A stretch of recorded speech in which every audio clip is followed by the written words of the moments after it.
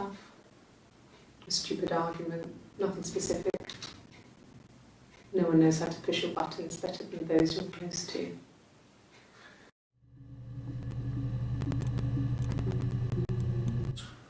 He has a wallet, a huge, silly thing, leather, real leather, I think.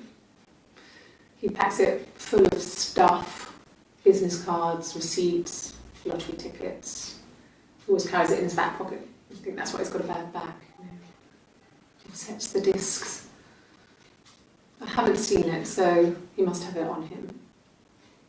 He always takes it out of his back pocket before, when he comes in, if he's in the house.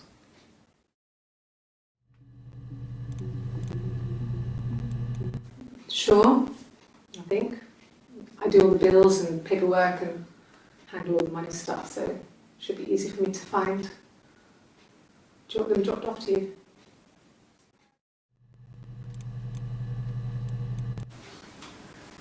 When you've been married for 10 years, stuff accumulates. We could argue about anything. And he's so nice. That doesn't help. He tries to smooth things over, and that just makes it worse. We're both passive-aggressive, so we never normally argue directly about anything.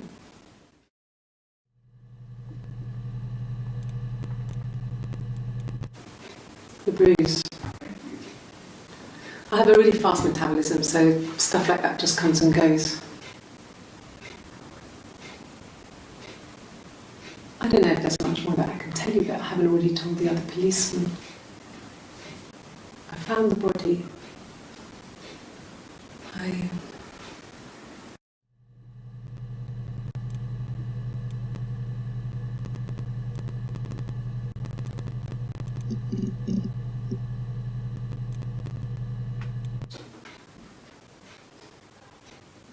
His body didn't look real. And his throat. It looked like his throat had been cut.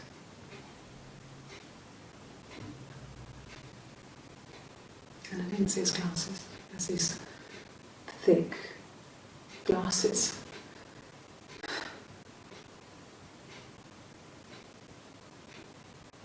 He doesn't always wear.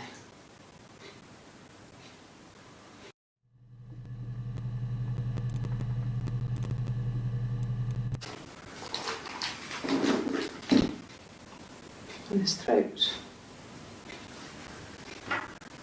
How?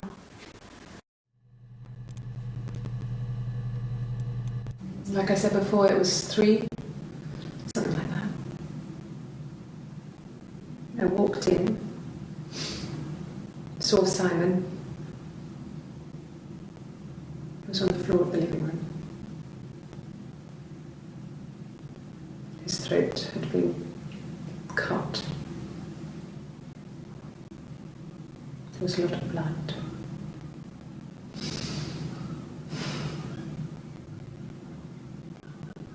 Yeah, he was dead.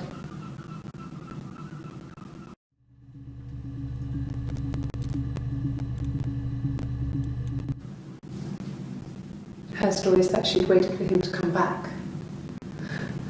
She put on my wig, some of my clothes, pretended to be me. They talked. She'd enjoyed being me. He said he wanted to be with me. Then he took out a present. Another mirror. Just like the one he'd given her earlier. That unique present. She went crazy, smashed the mirror. They argued, screamed. He hit her. So she grabbed a piece of the mirror and just swung it round. She cut his throat clean open. She'd only meant to scare him off.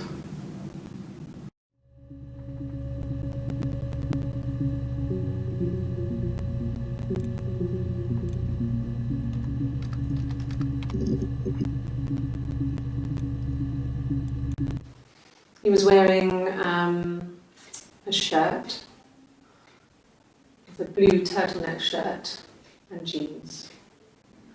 He has a watch. It's a really nice one. That was a gift from his boss, Eric. He had his coat, a long grey duffel coat, like Paddington Bear. He would have taken that with him. It's not in the house.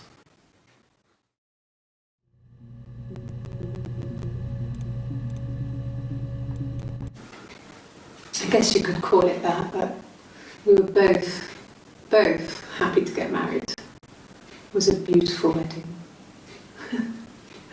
We had our first dance, We Come Back and Stay. I'm not sure if that's a good wedding song, but I loved it. I chose it. I mean, it was genuinely our first dance. We'd never danced together before. It was probably awful to watch, but I enjoyed it. It felt like it was just me and Simon for that moment. Just the two of us.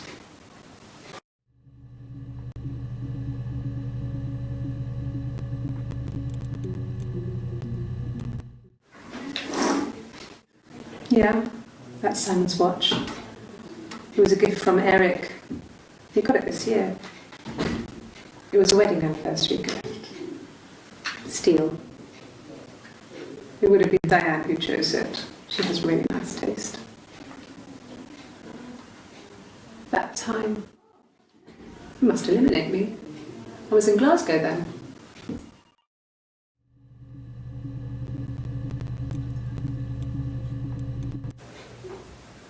Yes. We'd fight.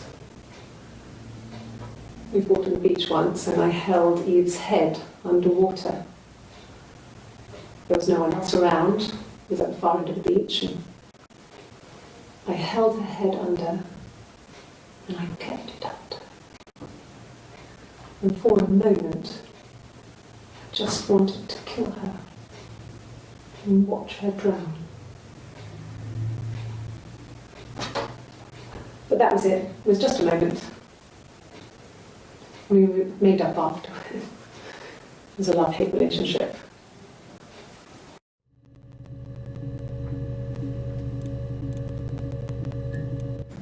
It happened very quickly. We hardly had to talk to each other. We agreed almost silently. The baby was what mattered. We'd help each other. We cleaned up. We bagged up the broken mirror, her clothes. They're gone. We took him down to the cellar. We knew we had an alibi, and we wanted the body to be found later. We wanted to have suspicion on us, so we could then disprove it, rather than have it linger. Better to keep the body in the house than risk being seen with it. The watch, that was my touch, to make sure the alibi stuck.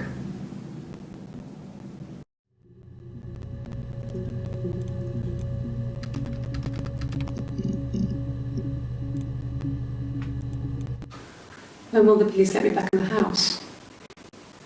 They let me take a bag of clothes with me, but...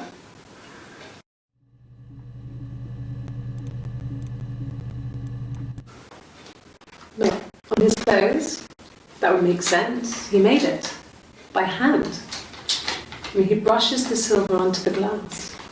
It's not how they make mirrors these days. I mean, he made the mirror, and he gave it to me.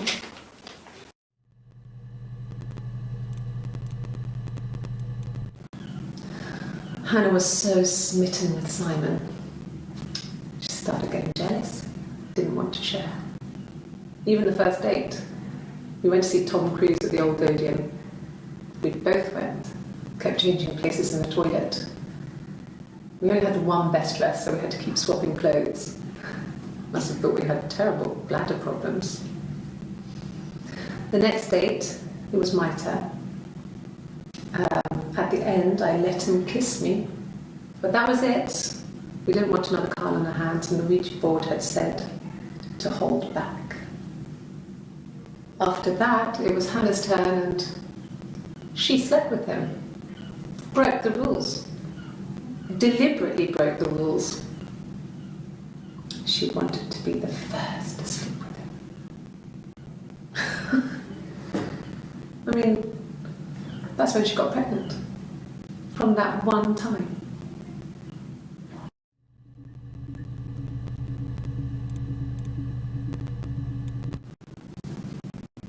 Her story is that she'd waited for him to come back. She put on my wig, some of my clothes, pretended to be me. They talked. She'd enjoyed being me.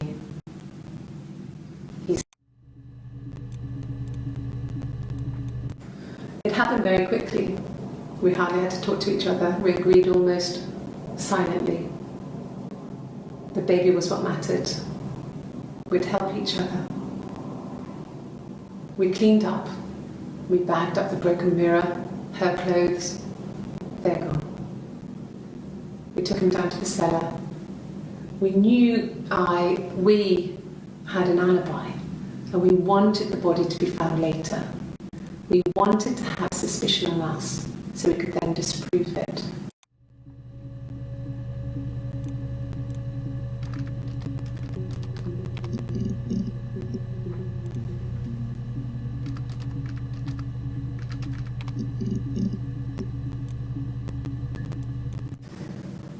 If one of us got hurt, the other one would have to be hurt too. A grazed knee, a bruise. When I lost my tooth first, we had to pull our hands to match. Once, I slept with a boy who was seeing another girl. The girlfriend came up to Hannah the next day and punched her in the face, gave her a huge black eye. That night, she had to do the same to me. And she almost went too far. I couldn't see out of that eye for days. She snapped frozen peas up for me from the kitchen. So much of our bodies were synchronised anyway. We started our period on the same day. All our childhood diseases, stomach bugs, nits.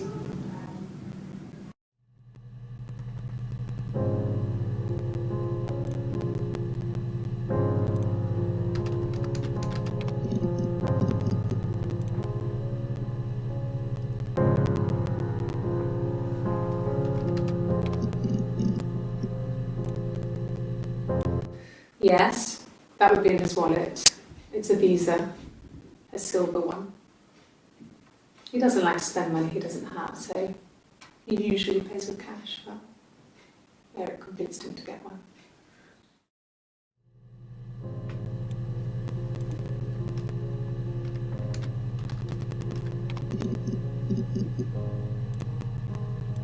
Yes.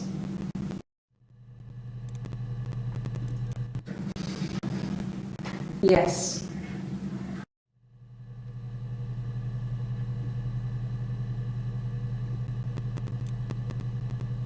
Yes.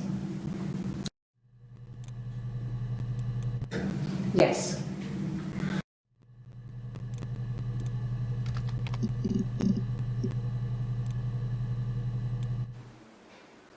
A black coffee, thanks.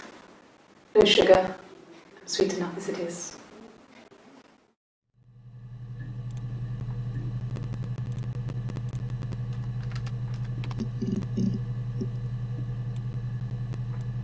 No. No. No. No.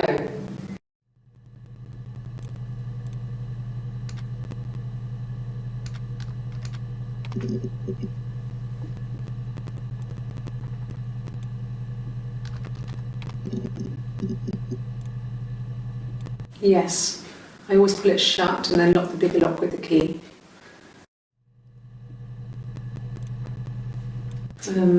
No, I don't think it was. I turned the key, but it was already unlocked.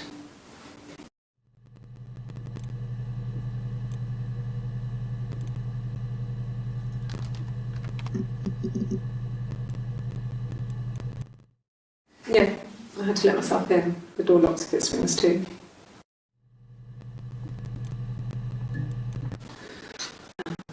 I sleep on the right side of the bed. as you come in from the door. You can tell because I have 2 pillows and he just has 1.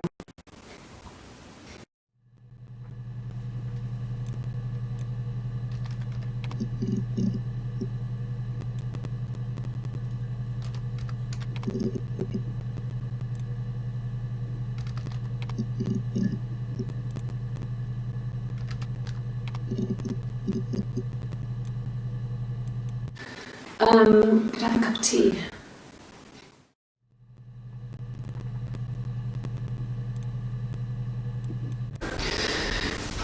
Maybe a fresh cup of tea?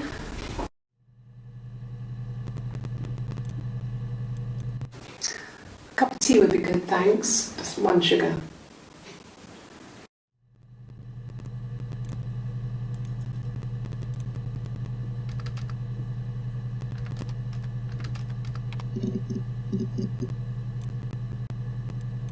Yes. I inherited it from my parents, so it made sense to move back, me and Simon. Felt like going back to old ways before the pregnancy. Reminded me of being a girl, a dollhouse in the attic, old things. We didn't sleep in my parents' bedroom for a long time. We decorated it as soon as we moved in, but it was another year before we started sleeping there.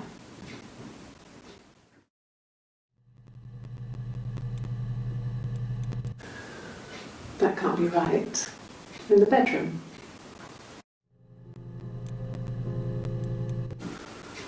In the bedroom.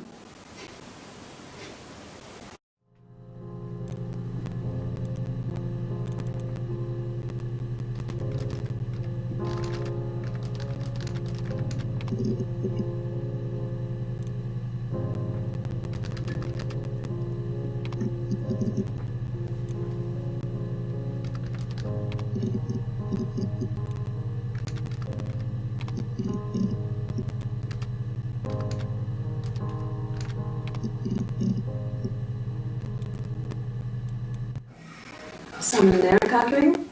No, I can't imagine they'd be arguing. And they get on so well. Unless it was something to do with work. Maybe Simon was being too much of a perfectionist. But I don't know. You should ask Diane.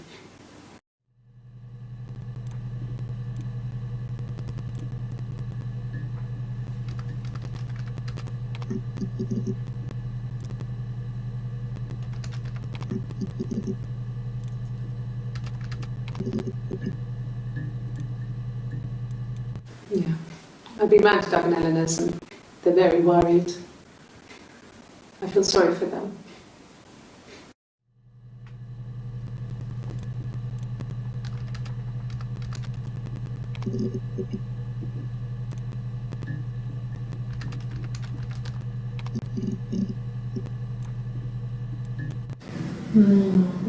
She recognised me from the window. She told me to come inside and she hid me. They had made the attic into a place where Hannah could play. There was a dollhouse. She hid me up there. No one else ever went into the attic. It was her place.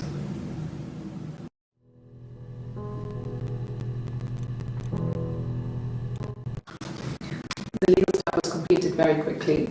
Hannah moved back in with Simon. Eric gave Simon the week off to help with the move. He decorated, modernised wallpaper, curtains. Hannah insists the attic be left as it was, dollhouse and all.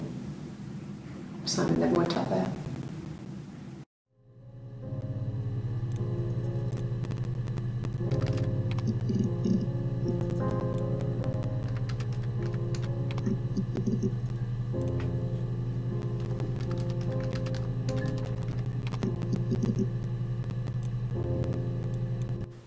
Simon never cheated on me.